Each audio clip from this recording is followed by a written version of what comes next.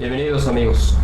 En esta ocasión vamos a tener la fortuna de platicar con un sacerdote que se ha convertido en una voz de referencia en estos momentos donde la iglesia pasa por una gran crisis de falta de certidumbre. Y en esta ocasión tenemos la fortuna de contar con la presencia del padre José Isabel Macías. Él es un religioso de la Orden Misioneros de la Natividad de María. Es un padre del estado mexicano de Guanajuato, que ha tenido también la oportunidad de visitar muchas partes de la República y que pues ha saltado, digamos, a los titulares en muchas partes del país y ha protagonizado pues muchas notas en diferentes medios, en internet, y ha sido también invitado a ser entrevistado por muchos medios mexicanos e internacionales, porque desde hace tiempo ha pues defendido una posición que coincide totalmente con lo que nosotros hemos venido diciendo desde hace ya casi 7 años respecto a Jorge Mario Bergoglio y la situación que está sucediendo actualmente en la iglesia. Así que vamos a platicar con el padre, que es un padre muy valiente, que se ha atrevido a levantar la voz y que además es la voz representativa de otros muchos sacerdotes en todo el mundo que sin duda piensan lo mismo que él, pero que no se atreven a decir lo mismo que él. Así que vamos a poder platicar con el padre José Isabel. Y yo le agradezco, padre, todo el mundo le dice padre Chabelo, así que me voy a tomar el atrevimiento de decirle igual, porque es una manera afectiva en México de decirles a los que llevan ese nombre de Isabel, de decirles, no es una forma despectiva, sino al contrario, es una manera cariñosa de dirigirse. Así que padre Chabelo, muchas gracias por aceptar esta entrevista. Tenemos mucho interés de que la gente en México, en Argentina y en otras partes donde hagan favor de ver este video, pues conozcan su testimonio directamente de un padre, un sacerdote como usted, que ha tenido las agallas, el coraje, la fortaleza y la coherencia con los votos que hizo también de defender la verdad y de poner a Jesucristo, su iglesia y los bienes de Dios por encima de cualquier otra consideración humana. Así que muchas gracias, padre, por esta entrevista. Gracias a ti, Miguel. Es un gusto estar en tu medio. Conocemos de tus obras, de tu trayectoria, y pues es un honor ante ti y ante tus cámaras, pues expresarle a la gente, a la iglesia, quiénes somos, qué deseamos, y pues estamos como sacerdote para servir a la iglesia, para servir a Jesucristo y para servirlos con todo mi amor. Muy bien. Padre, vamos a empezar con la artillería pesada de una vez, porque ya estamos en este tema. Usted ha dicho claramente que Jorge Mario Bergoglio no es el Papa de la Iglesia, no es el sumo pontífice y por lo tanto no es el vicario de Cristo. Esto es algo que un laico lo puede decir, yo lo he dicho y lo ha dicho mucha gente, pero que lo diga un sacerdote abiertamente no es algo común. Esto le ha traído consecuencias, pues digamos, hasta cierto aspecto graves. Sin embargo, usted ha seguido defendiendo esta postura, que además de que creo que es la correcta, es legítima. Y platíquenos un poco, por favor, cómo es que usted llegó a esta conclusión, que me imagino que le llevó un proceso doloroso, intenso, de mucha oración, de mucha reflexión, me imagino. Le costó mucho sufrimiento, persecución, señalamientos, calumnias, y ahora enfrentar un proceso canónico en el cual usted está defendiendo su derecho a decir la verdad, que es, creo que la parte más triste de esta historia, donde un sacerdote tenga que defenderse, tenga que defender la causa de decir la verdad, cuando esa es la misión de la iglesia, ¿no? Así que platíquenos, padre, por favor, cómo llegó usted a esta conclusión y qué fue lo que lo animó a públicamente decir a las claras que Bergoglio no es papa. Como tú dices, Miguel, no es fácil. Imagínate decir que Francisco no es papa para que lo escuchen los niños, los jóvenes, los adultos, sacerdotes, obispos, pues es un escándalo. Pero mientras sea la verdad, eso es lo importante. Todos sabemos que la Iglesia ha tenido una tradición de que el Papa reina y no reina otro hasta que muere. Así es. Entonces, mientras viva el Papa reinante, ya por muchos siglos, la Iglesia ha sabido que no puede haber otro Papa. Ahora, Miguel, pues tú bien sabes que tenemos dos papas, porque vemos a dos hombres vestidos de blanco. Así es. Y entonces, pues, uno de los dos no es papa. El papa es Benedicto XVI, porque es el papa reinante, vive y no puede haber otro encimado. Entonces, eso es lo primero que debemos de quedar claro. Ahora, vicario de Cristo. Francisco no es papa porque está el papa reinante, pero tampoco es vicario, porque para él vicario de Cristo no significa mucho. Es simplemente un título que está ahí en el anuario pontificio, que por cierto ya en el anuario 2020 ya lo quitó, ya no está el título de vicario de Cristo. Entonces ni es papa ni es vicario de Cristo. Él ya así lo demostró. Entonces el papa reinante es Benedicto XVI. Ahora, Miguel, un papa no solamente es papa porque es electo. Un papa también tiene que demostrar que es papa con su estado de gracia. Entonces, para Francisco es muy difícil demostrar que es papa, porque está el papa reinante. Entonces, Francisco no tiene el estado de gracia. ¿Qué es el estado de gracia? Pues el estado de gracia es la aptitud, la luz que Dios le da a cada ser humano de acuerdo a lo que va a vivir, a la misión que va a cumplir. Por ejemplo, no cualquier pareja va a hacer un matrimonio. Claro. Y solamente aquella que Dios llama a vivir y les va a dar la gracia de ese estado.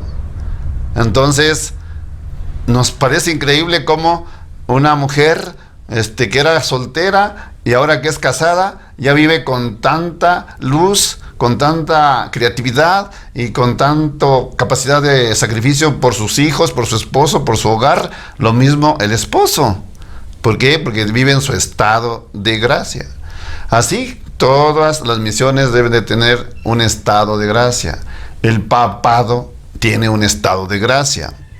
Imagínate, la gracia que Dios le da a cada persona en su estado, pues es para que esté tranquila, serena, porque Dios no te va a llamar a una misión, a una vocación donde tú vas a estar estresado, donde vas a estar enojado, donde vas a estar en un dolor, en un sufrimiento. No, Dios no llama al sufrimiento, Dios llama a la felicidad.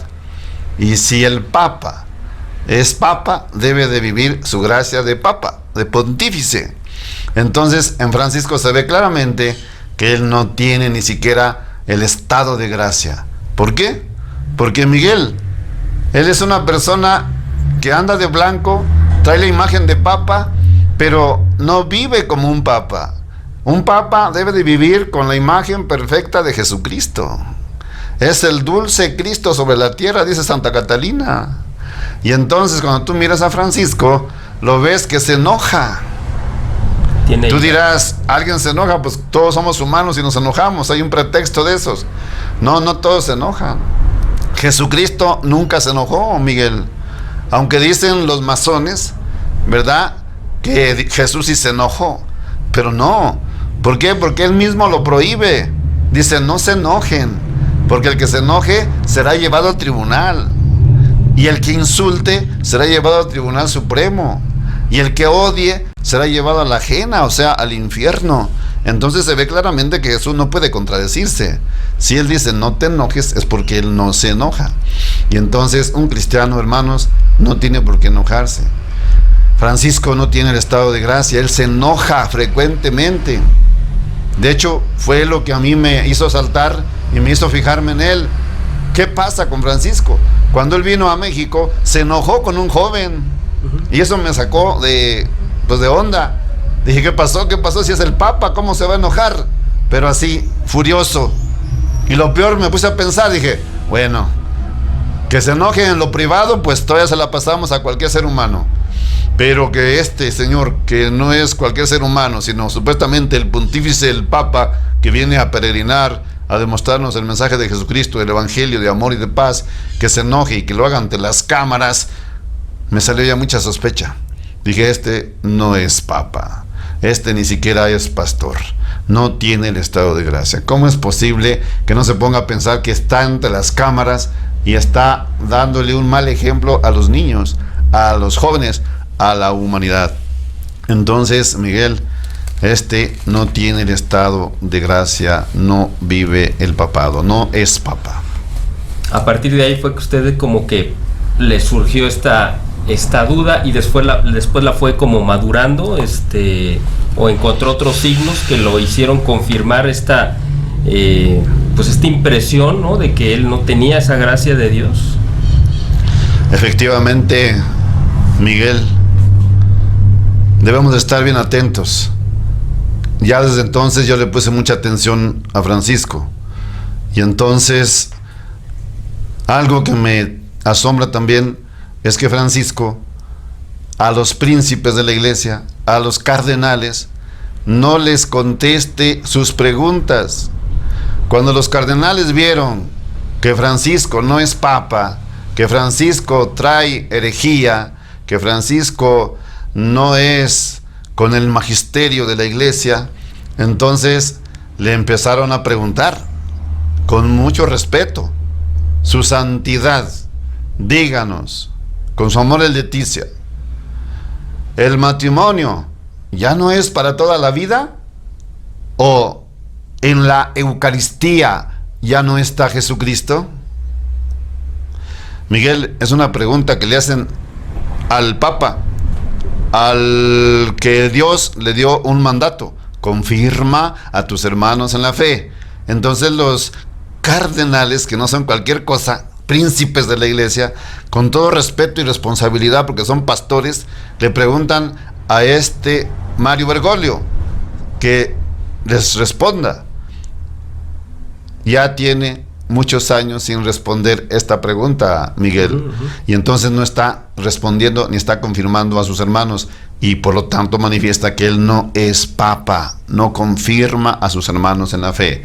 Segundo, eso pues me lo quedé callado y todavía me lo sobrellevé, pero lo que sí me indigna, ya lo que sí me hizo explotar, fue que ahora ya no solamente ataca a los cardenales con su silencio, sino que ataca la fe, atacando a la gente.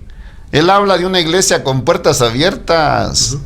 Y ahora tú estás viendo que la iglesia está con las puertas cerradas, Miguel. Así es. Eso me indigna.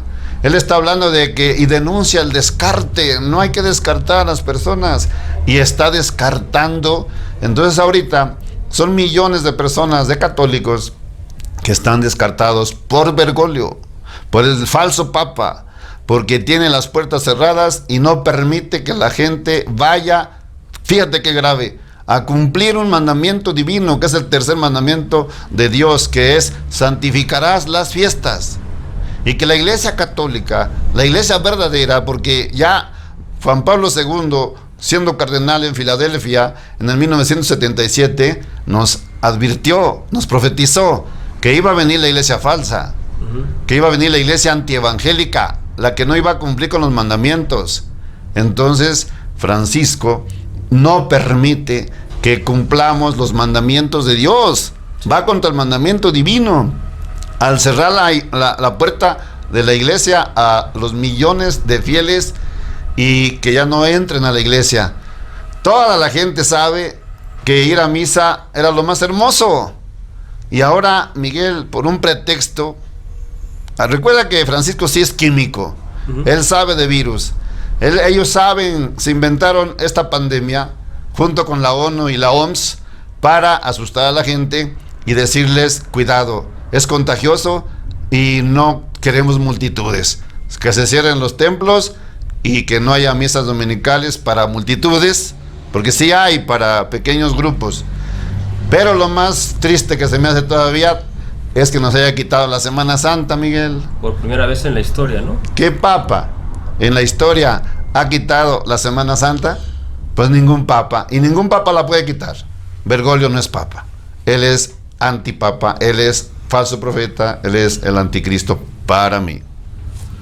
Eso me inquietó, eso ya no lo soporto, que vaya contra los humildes, contra el pueblo de Dios, y entonces es que yo salgo, y es que yo me rebelo, y yo no me confino, Miguel, yo no me encierro, yo no me tapo a cal y canto. Yo no creo en la farsa del COVID que tiene inventado Francisco con esta mafia de la masonería para acabar con la iglesia, acabar con la fe. Yo digo a la gente, salgamos, cumplamos con el mandamiento divino, santifiquemos las fiestas, hagamos todo lo posible por estar siempre con el mandato divino. Dice Dios, cumple mis mandamientos y vivirás.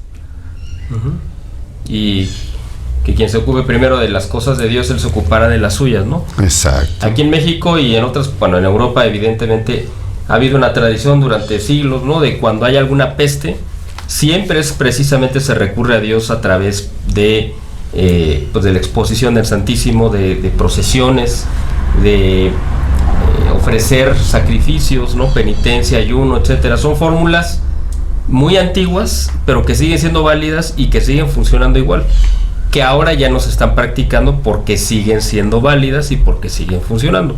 Aquí en Guadalajara, donde estamos haciendo esta entrevista, tenemos la imagen de la Virgen de Zapopan, que empezó su peregrinaje, que hace cada año durante 6-7 meses, visitando diferentes parroquias, como un recuerdo a una primera peregrinación que hizo por allá de hace 3 siglos para detener una peste. Y después porque estaba muy bajo el nivel del lago de Chapala y se le llevó ahí. Y entonces esas muestras de poder sobrenatural que Dios hace, porque es el único que tiene ese poder a través de la intercesión de la Virgen, y ella a su vez escuchando y haciendo suyos esas peticiones de la gente que le ruega que sea esa intermediaria hacia Dios, es que Dios manifiesta ese poder, el cual ahora pues pareciera que ya no funciona, ¿no? Porque si se cierran las iglesias es porque Dios ya quedó fuera, ¿no? de la solución de este problema, ¿no? Según la visión, como usted dice, de Bergoglio, pero también de muchos obispos que lo siguen, lo obedecen sin manifestar ninguna oposición, porque no quieren contradecir al mundo, la opinión del mundo, la opinión pública, lo políticamente correcto. Por eso es tan importante que voces como la suya pues salgan y digan abierta y valientemente las cosas como son. Miguel, el enemigo número 1 del sacerdote es el enemigo número 1 de Cristo. ¿Quién es? El diablo. Entonces Jesús nos dice, vigilad y orad, porque vuestro enemigo el diablo anda como león rugiente buscando a quien devorar. Ahora, Miguel, el diablo no se te va a presentar así, se te presenta de una manera camuflada. Tiene 1000 maneras de estar con el ser humano, y el sacerdote es una persona ungida, y más el que tiene la plenitud como es el obispo. Entonces debe de estar pero vigilante, se le llama pues el vigía, ¿verdad? El que está arriba, el que debe de estar siempre cuidando que no venga el enemigo, y si viene, prepárense. Como en este caso, hay un enemigo mortal. Bueno, pues a cuidarnos, pero con la oración, con las procesiones, con los sacramentos, acudiendo a la Virgen, acudiendo a los santos, invocando a Dios. Entonces el enemigo de Cristo es el enemigo del sacerdote. Ahí te va, Miguel. El demonio se ha vestido de blanco. Tú dices, ¿pero cómo, padre? Sí, el demonio se vistió de papa. ¿Para qué? Para que todos los obispos del mundo lo obedezcan. Si tú te fijas ahorita, Miguel, lo que diga el hombre de blanco, que está en el Vaticano, que no es papa, más bien es un demonio, un diablo. Tú dirás, pero ¿por qué dice que es diablo? Él mismo lo está diciendo, Francisco. El 23 de septiembre del 2018, en Polonia, dice claramente: yo soy el diablo. Cuando está en la tierra de el Santo Papa Juan Pablo II, dice: Juan Pablo II es un santo, yo soy un diablo. Entonces, ya está bien claro, no está bromeando, Miguel. ¿Qué persona tiene la posibilidad metafísica de decirse a sí mismo soy el diablo? Más cuando se supone que esa persona tiene un estado de gracia especial. Oye, yo sacerdote jamás digo eso, porque el diablo no es mi amigo. Claro. El diablo es mi enemigo. Entonces, el diablo se ha vestido de blanco para mandarnos y vamos a obedecerlo, porque los obispos dicen obedezcan, obedezcan y obedezcan. Miguel, no toda obediencia es buena. Ese es un punto que quería también tocar, es clave, porque desgraciadamente muchos de los, y lo voy a decir así tal cual, muchos de los abusos dentro de la iglesia humana, en la parte humana, se han dado con el pretexto de la obediencia o imponiendo. Desgraciadamente, y lo hemos visto a lo largo de la historia, muchos de los pecados que se han cometido de parte de miembros de la iglesia se han hecho con ese pretexto de la obediencia, que no se podía retar, no se podía desafiar, no se podía desobedecer, aunque supieran que había una injusticia, un acto o un pecado o lo que fuera. Esto se está imponiendo actualmente y es lo que le han querido hacer a usted también. Usted le han querido obligar a decir: tú tienes una obediencia con el Papa y no puedes criticarlo y te tienes que someter a su voluntad, porque es lo que han hecho los obispos. Los obispos se lo exigen a los sacerdotes se lo exigen a los fieles, el Papa se lo exige a los obispos, es una cadena. Pero la obediencia a la que estamos obligados desde el laico, el sacerdote y el obispo y el Papa es a Dios, a su doctrina, al magisterio, porque fue una obra del Espíritu Santo, y a la tradición, que también es una manifestación de la voluntad de Dios. Es a lo que sí se le debe de tener obediencia. A los hombres no. A los hombres se les debe respeto siempre y cuando actúen como instrumentos de Dios, y cuando dejan de serlo, ahí termina el compromiso de seguirlos, de obedecerlos. De hecho, el respeto se le debe a la autoridad legítima, Miguel. Además, autoridad legítima. Entonces, es muy difícil que una autoridad legítima, que viene de Dios, de la ley, te mande cosas contra la ley. Entonces aquí yo sostengo que Francisco no es autoridad legítima. ¿Por qué? Porque no es papa. ¿Por qué no es papa? En primer lugar, porque está el papa reinante. En segundo lugar, no es papa porque el papa reinante dicen que renunció. Pero la renuncia, según el canon, tiene que ser libre, sin temor. Y sin presiones. Sin presiones. Y entonces está demostrado que el Papa Benedicto XVI fue obligado, amenazado a renunciar. Amenaza de muerte, amenaza de cisma, y le trabaron las transacciones de la banca vaticana. Tú bien sabes, una autoridad como el sumo pontífice, que le traben las cuentas de la banca, no puede. Desgraciadamente el dinero no lo es todo, pero poco le falta. Y entonces sin dinero las autoridades no pueden moverse. Entonces el Papa recibió presión. Y entonces Benedicto XVI, sabemos por todos, es muy sabio y muy santo, pues hace investigaciones, llegan las conclusiones y sí, efectivamente hay amenaza de muerte, de cisma, y está la banca trabada. Entonces el Papa, ¿qué dice? ¿Cómo serviré mejor a Dios? ¿Vivo o muerto? Miguel, muerto, tú bien sabes que es puro enigma. ¿Qué pasó con John F. Kennedy? ¿Qué pasó con Colosio? ¿Qué pasó con el cardenal de aquí de Guadalajara?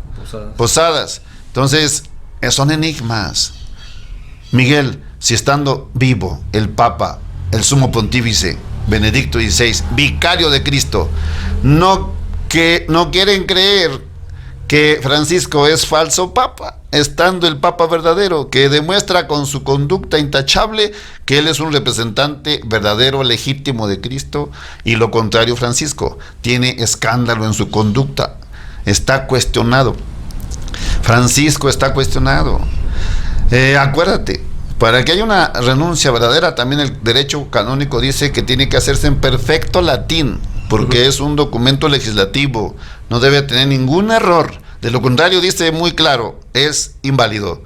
Benedicto XVI en su renuncia tiene errores.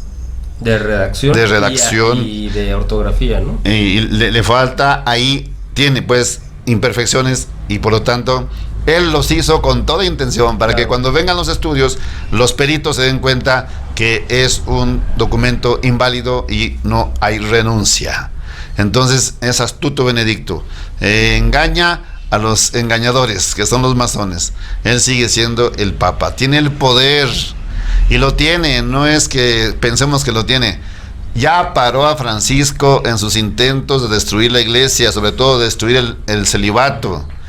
En el sínodo de la Amazonía, que fue organizado mañosamente y llevado hasta Roma. ¿Qué tiene que ver un sínodo local en Roma? Entonces él organizó ese sínodo con la maña de querer quitar el celibato. Pues logró 128 votos a favor de quitar el celibato contra 41 que decían: respetemos la tradición de la iglesia, no destruyamos el celibato. El celibato es esencial en la iglesia católica. Entonces Benedicto se para con un libro escrito a 4 manos, desde lo profundo de nuestros corazones, con el cardenal Robert Sara. Y entonces traen un lema fuerte de San Agustín que dice: no podemos callar. Y así es el Papa verdadero, así es el vicario de Cristo, no puede callar. ¿Por qué? Porque él sí es profeta. Un profeta no solamente anuncia, Miguel, un profeta también denuncia. Y él denunció a Francisco que pare, que no quite el celibato. Ya Francisco tenía todos los votos, ya nada más que se pasara íntegro a la exhortación apostólica Querida Amazonía. ¿Qué le costaba?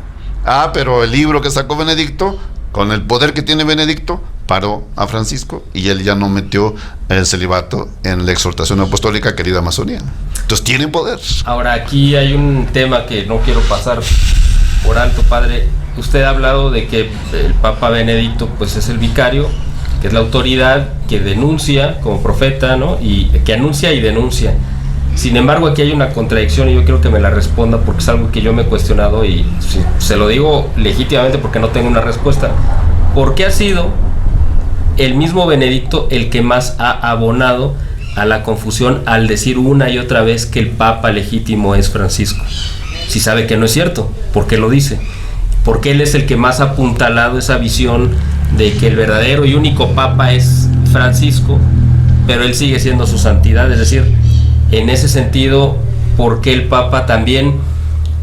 Pues, yo tengo esa duda, simplemente pues porque yo sí creo, yo en mi fuero interno, que el Papa real es Benedicto, pero me causa mucha confusión, hasta molestia quizá, ver que él lo defiende y sale a legitimarlo cuando sabe que es un ilegítimo, cuando él mismo dejó las bases para que cualquiera, el que fuera, así hubiera sido el cardenal de Milán, que hubiera salido electo, como creemos que sí fue, también hubiera sido un papa ilegítimo, aunque hubiera sido bueno, hubiera sido igual de ilegítimo que Bergoglio. Aquí no se trata de que es ilegítimo por ser malo, es ilegítimo porque el proceso por el que se dio el cónclave era un proceso ilegítimo.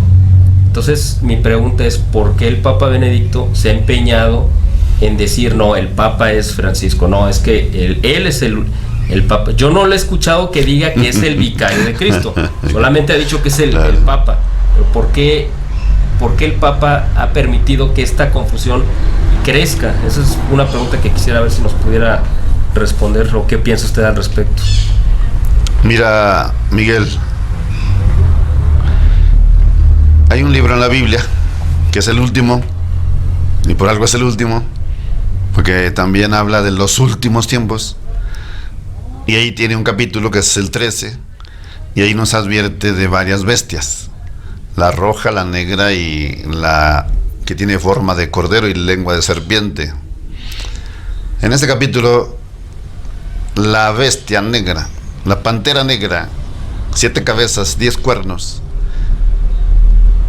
No sabríamos interpretarlo si no es por la Virgen, que en el Padre Gobi explica tan claro qué significan las 3 bestias. La bestia roja es el ateísmo, que quiere borrar a Dios. Dice que Dios no existe. La bestia negra es la masonería. Esa bestia no quiere quitar a Dios. Ella se dedica a profanarlo, a pisotearlo, porque sabe que no puede negar la existencia de Dios. Y la otra bestia, que es la que tiene forma de cordero y lengua vípera de serpiente, pues representa a la autoridad religiosa, ¿verdad?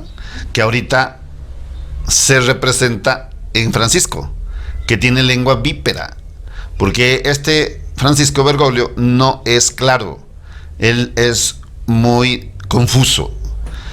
Por ejemplo, él te dice, no hay infierno, pero no te lo dice así como tú y yo, que somos personas claras.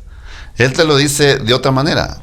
Nadie puede ser condenado eternamente, porque esa no es la lógica del Evangelio. Ah, caramba, ¿qué me dijo? Pues una mentira y una verdad. Nadie puede ser condenado eternamente. Entonces, ¿qué te está diciendo? No hay diablo, no hay infierno. Y la iglesia, Jesucristo, los evangelios nos hablan hasta el cansancio de que hay un infierno. Y que va a ser eterno. Y que es eterno.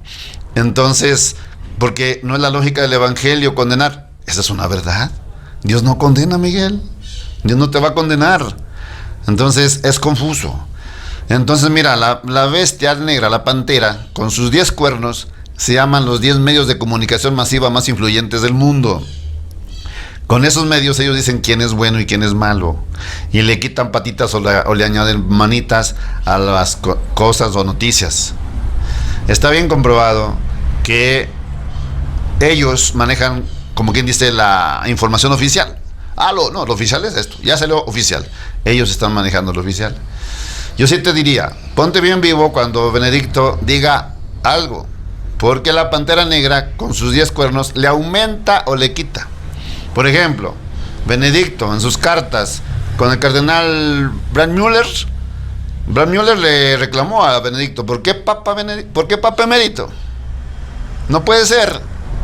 Benedicto le dice, entonces dígame otra forma más correcta que yo pueda ponerme, porque a cardenal ya no puedo. Y de esta manera demuestro que hay un papa, un solo papa. Entonces así queda la carta, hay un solo papa. En la carta se despide con la bendición apostólica, y como Benedicto, no como cardenal. Entonces ahí se demuestra que el papa real es Benedicto. ¿Qué pasa? La pantera negra, en los medios masivos de comunicación, citan esta carta y dicen que el Papa Benedicto dijo bien claro que así se demostrará que hay un solo Papa, y le aumentan, ese no soy yo, ese es Francisco. Entonces, aguas, hay que estar bien atentos a las palabras de Benedicto, porque la pantera negra le añade lo que no está. Y uno de los medios es el New York Times, que tú ves esa noticia y ahí la ves aumentada. Entonces, sí, hay que tener cuidado. Benedicto muchas cosas no las ha dicho, sino que la pantera negra se encarga de ajustarle lo que ellos quisieran que hubiera dicho. Ahora, usted dijo hace al principio de la entrevista, refiriéndose a Francisco, que él era el anticristo. Yo quiero que nos precise esto. A lo largo de la historia de estos 2000 años, pues ha habido muchos anticristos, o sea, opositores a Cristo. A veces uno piensa que el anticristo es esa figura que va a aparecer en la culminación de los tiempos, que es el que va a gobernar el mundo, y lo que ya sabemos, que va a propiciar también la segunda venida de Cristo. Pero no es que sea la única vez, o sea, ese va a ser como el peor de todos, pero ha habido otros que también son como, o representan ese papel en algún momento de la historia. Usted se refiere a Francisco como uno más de esos anticristos que ha habido, no como el anticristo, como esa figura final que va a gobernar al mundo. Nada más quería tener esa precisión. ¿Usted cómo lo ve a él? Es un falso profeta, sin duda, pero ¿él es un anticristo o para usted es el anticristo? Bueno, anticristo, ya lo dijiste, es todo lo que está contra Cristo. Todos los que pecan son anticristos. Todos los que escandalizan son anticristos. Pero la Biblia, Apocalipsis, está anunciando la venida del anticristo. El Apocalipsis habla precisamente del anticristo del mar y del anticristo de la tierra, que se refiere a la autoridad, simplemente. Que habrá una autoridad de la tierra religiosa que representa al anticristo, que en este caso yo lo detecto y lo señalo como Francisco. Y habrá en la autoridad civil, que es la autoridad del mar, una autoridad prepotente, malvada, perversa en contra de Cristo, o sea, el anticristo civil. Entonces, de hecho está escrito que el anticristo de la tierra pondrá todo su poder al servicio del anticristo del mar, o sea, del poder civil. Eso está claro en la Sagrada Escritura, y creo lo aclara más todavía la Virgen en el libro azul del Padre Gobi. Entonces, es lo que estamos viendo, Miguel. El Papa Francisco está poniendo toda la estructura de la Iglesia Católica al servicio del poder civil, llámese ONU y la OMS. ¿Qué está pasando ahorita? ¿Por qué tanto tiempo está durando la pandemia? Acuérdate, una pandemia no abarca más que a unos 6 países. Y no dura más que una cuarentena, pongámosle.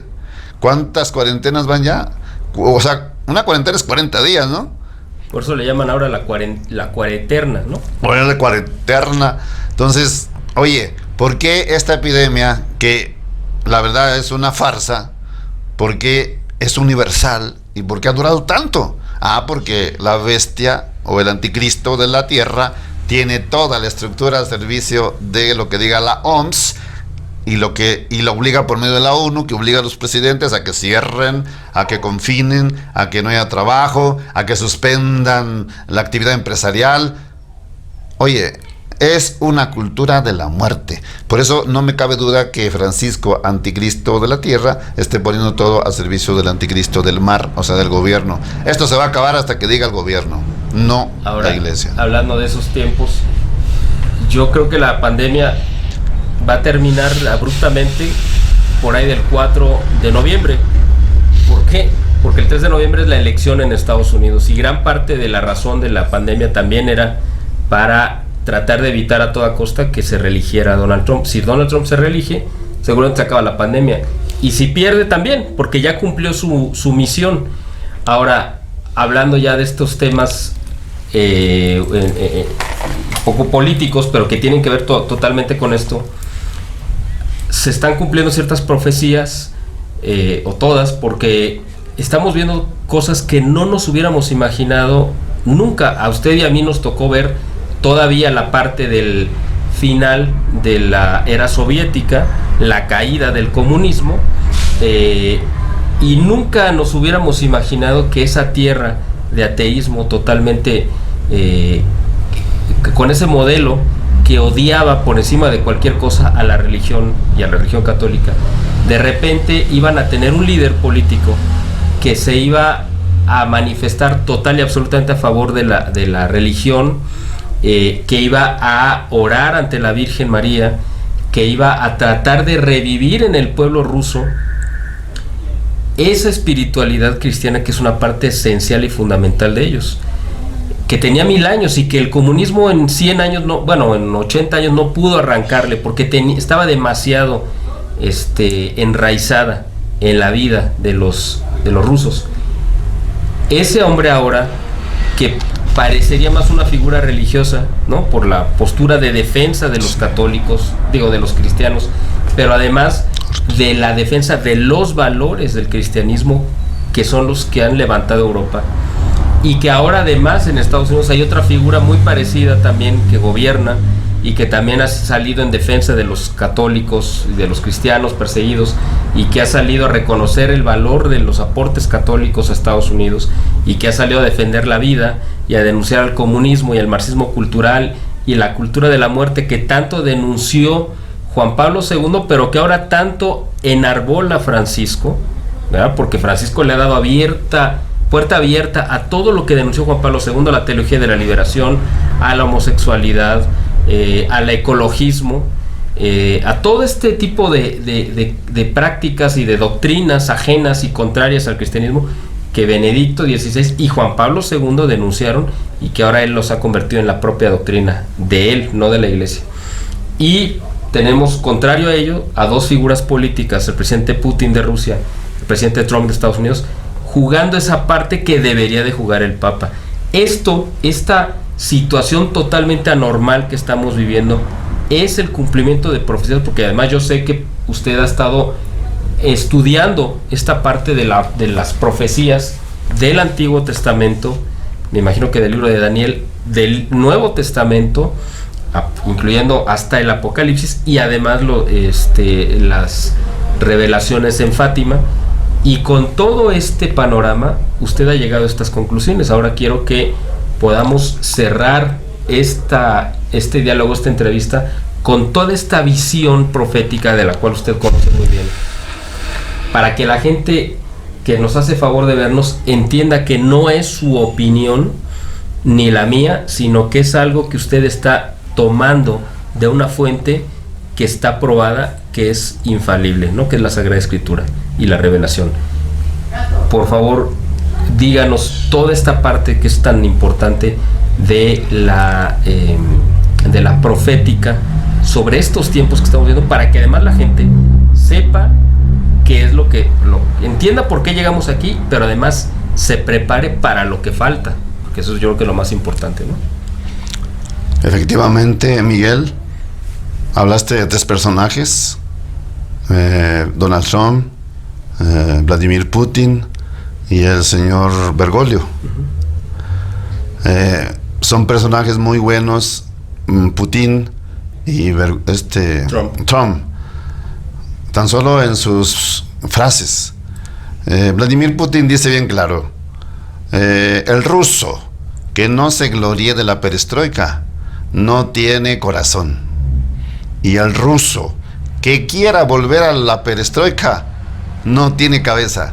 O sea, es un personaje ubicado en su tiempo, sabe vivir en plenitud y a favor de su pueblo, y se interesa de la fe.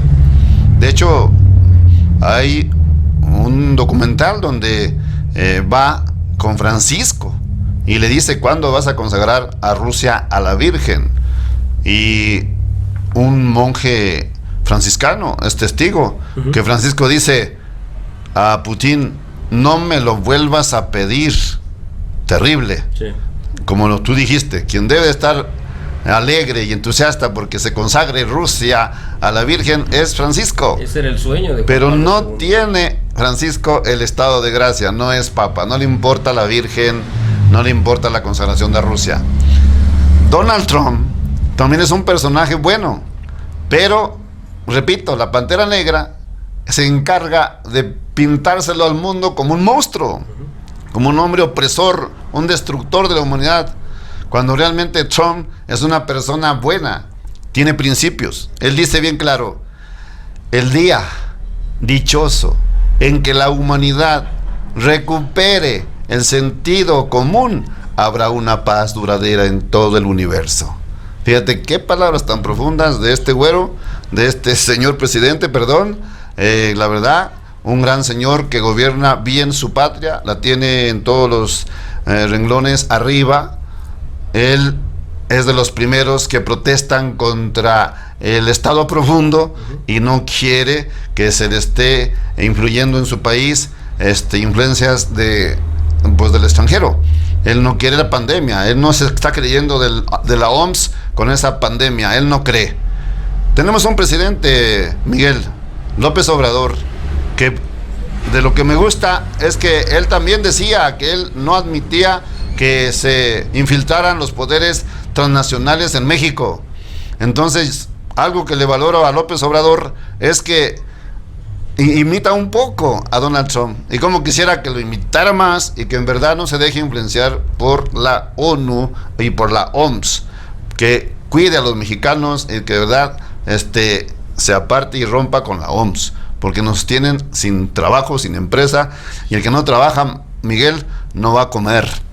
Dicen que si no morimos del COVID, sí vamos a morir del hambre. Sí, claro. Perfecto. Tú me dijiste, Francisco, ¿por qué digo ahora que Francisco es el anticristo, es el falso profeta? ¿Por qué ya digo que son los últimos tiempos? Bien, si no miramos todos estos acontecimientos desde arriba, Miguel, sino simplemente desde abajo de la ciencia y las opiniones del mundo, nos vamos a confundir. De arriba las cosas se ven mejores. Y efectivamente, las profecías ya están al rojo vivo. Primero está la profecía de Daniel. ¿Qué dice Daniel? Dios le reveló a Daniel un tiempo ya determinado para venir. ¿A qué, Miguel? A quitar el mal y la injusticia. Tú ves ahora mal e injusticia. No se ha acabado el mal y la injusticia. ¿Por qué? Porque le dio un número determinado de años. 70 semanas de años, Miguel. ¿En cuál semana crees que vamos? Según los últimos estudios, vamos en la semana 69 de las 70 que Dios le profetizó a Daniel. Y entonces, esto es muy serio. Nos falta una semana. Las semanas en Daniel son de 7 años, Miguel. Entonces, esta profecía de las 70 semanas es muy grande y es muy seria y da mucho miedo a los judíos. Tanto que los judíos tienen un libro como una catequesis que se llama el Talmud. Y ahí está bien claro y dice, maldito aquel que quiera interpretar las 70 semanas de Daniel. La Iglesia Católica, Miguel, también tiene un libro que se llama Martirologio Romano, que está la vida de los santos y de los mártires. Cuando viene la fiesta de la Navidad de Jesucristo, pues se lee también del Martirologio Romano. El Martirologio Romano habla de todos los santos. Y cuando habla de Jesucristo, dice que la semana 70 ya pasó. Entonces, ¿por qué le tienen miedo a la semana 70? Yo les pregunto a los biblistas, a los exégetas, a obispos les he preguntado, si ya pasó la semana 70 en el Martirologio Romano, díganme, ¿dónde quedó la semana 69? Porque si ya pasó la semana 70, pues ¿por qué sigue habiendo injusticia? ¿Y por qué sigue habiendo maldad? Entonces, cuando menos explíquenme dónde quedó la semana 69. ¿Por qué? Porque en la semana 69 dice Dios al profeta que ahí habrá la muerte de un justo. De una manera pues totalmente implacable y sin culpa alguna. Entonces, los más serios exégetas me han dicho, yo no me siento competente con Daniel.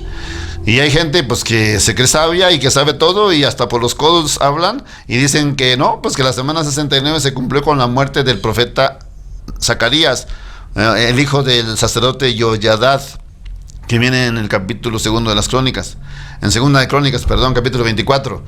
Y entonces, Miguel, ¿cómo va a ser más grande Zacarías que Jesucristo? ¿Cuál justo es más grande? Un hombre que muere, sí, murió en el atrio del templo, pero Jesucristo no era simplemente hombre, Jesucristo era Dios. Claro. Él muere y el estudio último dice que ahí con la muerte de Cristo realmente se cumple la semana 69 y estamos por entrar a la semana 70. Tú dirás, Miguel, oiga padre, pero de la muerte de Cristo para acá no van 7 años. Claro que van más de 7 años, van más de 2000 años, pero ¿qué pasó? Pasó que con la muerte de Cristo se rompe el templo y cuando se rompe el templo se rompe el tiempo profético o bíblico, que es de 360 días, diferente al tiempo gregoriano que es de 365 días. Entonces, esa semana 70 se fue, o sea, no ha entrado, perdón. Está por entrar, Miguel, está por entrar. Y aquí entra la otra profecía de Jesucristo. En Mateo 24, 32, 35, dice bien claro Jesús, cuando le hablan o le preguntan que si el mundo se va a acabar, él dice que sí, que un día el sol va a dejar de brillar. ¿Pero cómo? Entonces él explica con una parábola muy pequeña, que es la parábola de la higuera. Y dice, cuando a la higuera se le pongan tiernas las ramas, y a las ramas le surja el retoño, sabrán que está cerca el verano. Cuando vean que estas cosas pasan, ya está cerca el final. Yo les aseguro que no pasará esta generación sin que se cumpla mi palabra, porque antes pasará el cielo y la tierra a que mis palabras dejen de cumplirse. Miguel, cuando la Biblia se escribe, Dios le dice al profeta, sella, y se abren los sellos hasta el final de los tiempos. Ya estamos en el final de los tiempos, Miguel. ¿Cuántas veces los curas, los sacerdotes nos han leído, nosotros también, en la parábola de la higuera, y no entendemos? Ahora ya se entiende bien claro. ¿Qué es la higuera? Israel. ¿Qué son las ramas tiernas? Primera Guerra Mundial 1917, Segunda Guerra Mundial 1938. ¿Qué es el retoño? El retoño es la independencia de Israel. ¿Por qué ramas tiernas? Porque las dos guerras fueron ganadas por los mismos países que es la OTAN. Le dieron oportunidad a Israel de hacerse Estado. ¿Cuándo se hizo Estado o independiente Israel? 14 de mayo de 1948. Te pregunto, ¿en qué estación está mayo? Primavera. ¿Qué está cerca de primavera? El verano. ¿Y qué dijo Jesús? Cuando vean que sale el retoño, sabrán que está cerca el verano. O sea, Jesús profetizó 2000 años antes la independencia de Israel. Ahora dice, cuando vean que estas cosas ya pasaron, Primera Guerra Mundial, Segunda Guerra Mundial y la independencia de Israel, dice, ya está cerca el final. No pasará esta generación, Miguel. Los hombres de todos los tiempos siempre se han preguntado, ¿cuál será la última generación? ¿Será la mía? De hecho, San Pablo pensaba que él ya estaba en la última generación. Y por eso él sabía que en la última generación, pues íbamos a ser arrebatados cuando llegara el Señor. Y entonces él decía eso, creía eso. Pero no, San Pablo murió, y murió este mártir. Nosotros, Miguel, sí estamos en la última generación. La última generación entra en esta fecha. 14 de mayo de 1948. Está comprobado bíblicamente, matemáticamente, siguiendo los textos de Ezequiel, de Levíticos, Salmo 90 y San Mateo. O sea, se da todo esto, te das matemáticamente a la fecha de 1948. Y entonces Jesús dice, no pasará esta generación. El Salmo 90, ¿qué dice? La generación de un ser humano va entre 70 y el más robusto llega hasta 80. Súmale a 1948, 70 años. ¿A dónde llegas, Miguel? Al 2018. Dime, ¿vino Jesucristo? ¿Se acabó el mundo? No. Entonces, ¿qué quiere decir? Que nuestra generación, la última que empezó en 1948, no es una de 70, es robusta, es de 80. Súmale al 2018 los 10 que faltan para que sean de 80, llegas al 2028. Entonces, bíblicamente, Miguel, no vamos a pasar del 2028. Ahora, San Pablo dice bien claro, 2 Tesalonicenses 2:3, no se crean cuando les hablen del fin del mundo, porque antes tendrá que venir una señal muy clara. Y esa señal dice que es la apostasía, o sea, el apóstata, el anticristo. Y esto, hermanos, es lo que ya estamos viviendo. Ahora, la Virgen María en Fátima se aparece y deja secretos. Un famoso tercer secreto que dejó en Portugal. El Vaticano fue y recogió ese secreto y se lo llevó a Roma. Y en Roma ese secreto lo tuvieron siempre guardado. Cuando ese tenía que abrirse en 1960 o antes de que muriera la vidente. Murió la vidente, llegó 1960 y ese secreto nunca se permitió que se publicara. Entonces, ese secreto, Miguel, la Virgen María como madre y fue la que lo dio, aunque lo escondió Roma. No es que los papas no quisieron darlo, no, los secretarios de Estado no quisieron darlo porque ellos se encargan de la política, de la diplomacia y dijeron que no quisieron problemas con Rusia o con China. Por eso eran los pretextos de no dar a conocer el tercer secreto. Entonces la Virgen, como verdadera madre, ella se lo da a conocer al padre Gobi en locuciones.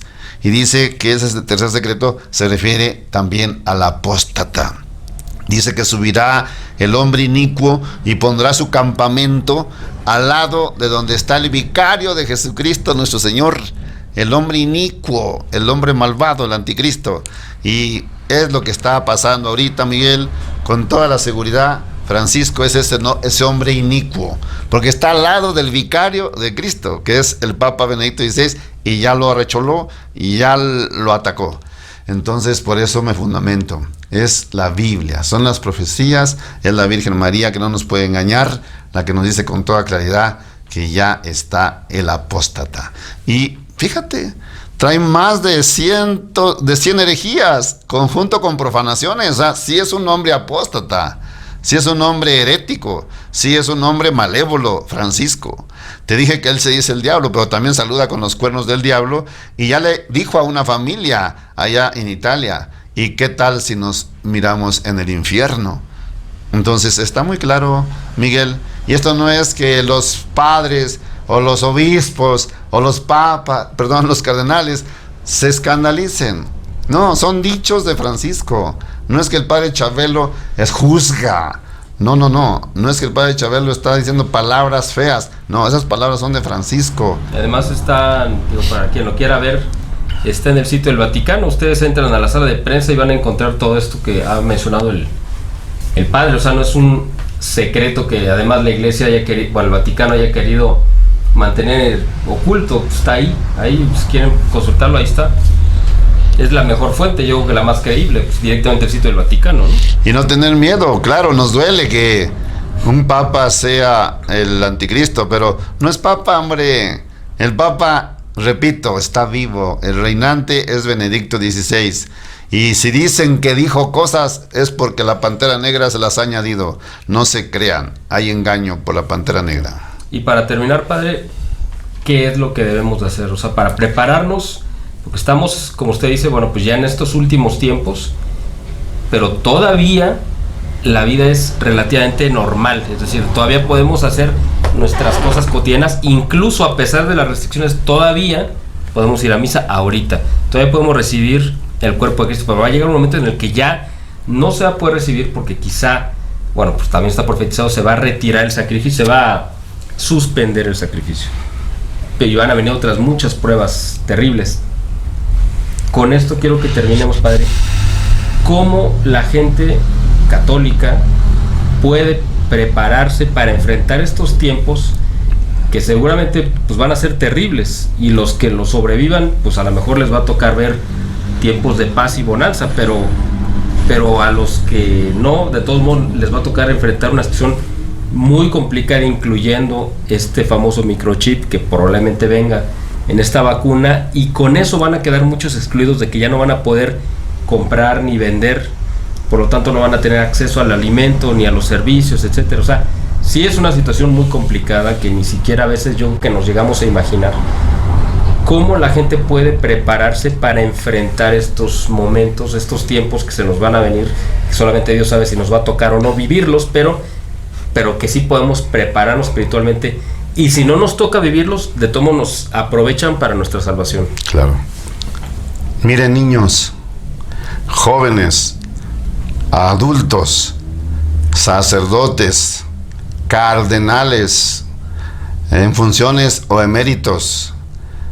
Lo que pregunta Miguel, ¿qué hay que hacer para la venida de Cristo? Porque va a venir.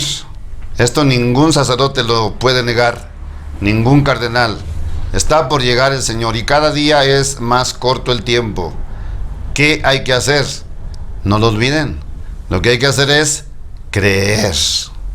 Jesucristo dijo bien claro, el que crea ya está salvado. El que no crea ya está condenado. Hermanos, hay niños que creen, tan bonita su fe y su piedad. Hay jóvenes que creen, pero ¿qué creen? Ahora se dice, por ejemplo, que las señoritas, las niñas bien, están bien enojadas porque no se aprobó el aborto, porque no despenalizaron el aborto en México, que están bien enojadas, se creen dueñas de su cuerpo. Muchachas, jóvenes, nadie es dueño de su cuerpo, somos templo del Espíritu Santo, ya está el Señor por llegar, prepárense. Una persona que tiene fe no está viendo su cuerpo, está viendo su alma. Entonces, cuidado, no hagamos lo que está haciendo el anticristo, Francisco, que está más preocupado por la salud del cuerpo. No te va a pegar el COVID, confínate, enciérrate, no vayas a misa, cuida tu cuerpo. Qué mal, cuando el sacerdote, el papa, lo que debe de cuidar es el bien del alma, el bien espiritual. Entonces, mis hermanos, tengamos fe, pero fe en Cristo. Recuerden que Cristo es el camino, la verdad y la vida. No tengas miedo en escudriñar la verdad. Si te dicen que hay dos papas, Dice San Pablo, escudriñalo, analízalo y quédate con lo bueno. ¿Quién de los dos papas es el verdadero?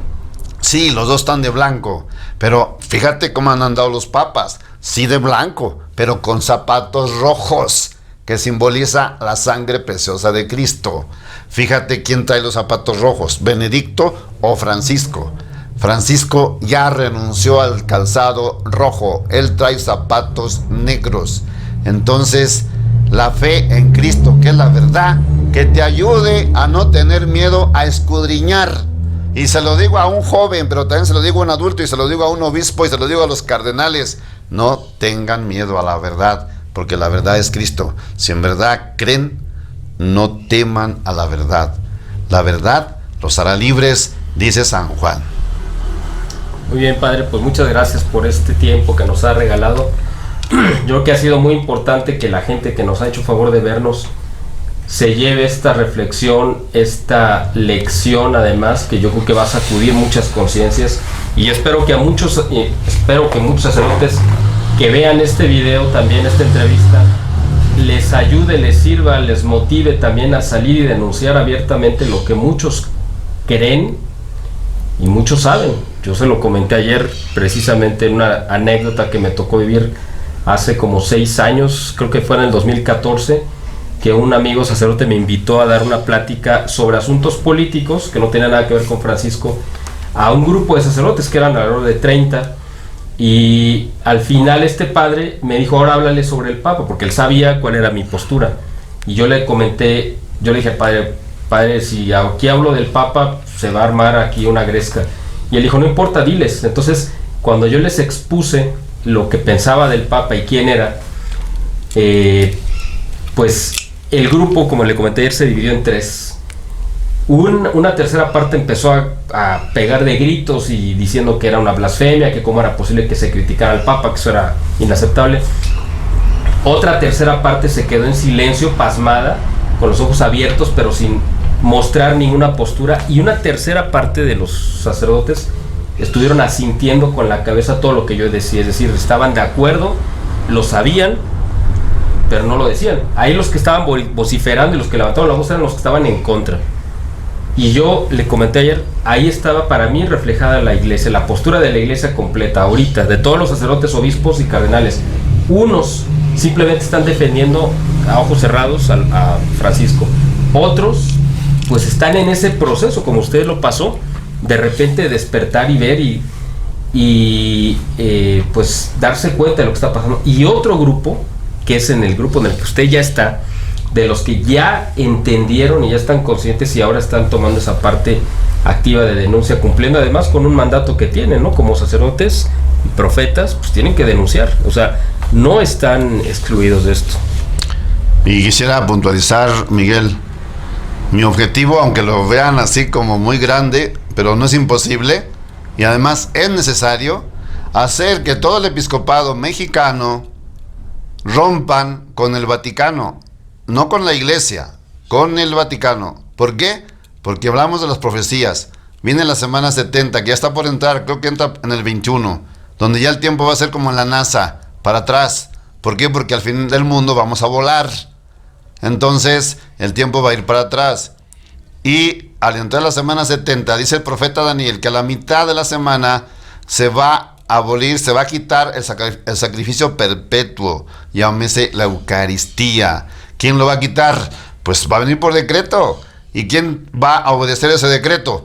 Pues los que estén en comunión con el falso profeta, con el anticristo, que en este caso es Bergoglio. Por eso yo le pido a la Virgen, le pido a todos los fieles que le digan a los obispos que rompan con el Vaticano, con Francisco, porque nada más están mandando pura basura. De hecho, el 99% de los sacerdotes que tengo, mis amigos, no creen en Francisco, no leen sus cartas. Entonces manda pura basura. Yo digo, corten con Francisco, porque si no cortan con Francisco, van a tener que obedecer su decreto, como ahorita están obedeciendo la pandemia. Enciérrense, pónganse en confinamiento. ¿Por qué? Porque él manda. Cuidado, el diablo se vistió de blanco. Rompamos con el Vaticano, rompamos con Bergoglio, si queremos que la misa esté siempre con nosotros y se cumpla lo que Jesús dijo: yo estaré con la iglesia todos los días hasta el fin del mundo. Hagamos que se cumpla esa promesa, porque tenemos a la Virgen en México, la Virgen de Guadalupe, que por cierto, el cardenal de México, Arretes, la tiene encerrada. No quiere que los mexicanos, millones y millones, vayan ahí con ella, que dijo: yo quiero que se me erija un templo para prodigar bendición y protección. Hermanos, si hay obispos masones que no comulgan con Jesucristo, pues también el pueblo que hable y que le exija a sus sacerdotes que abran los templos. Nadie se va a morir en vísperas, nadie. Dios los bendiga. Muchas gracias, padre. Muchas gracias a ustedes por habernos acompañado en esta entrevista y los esperamos en la próxima entrega.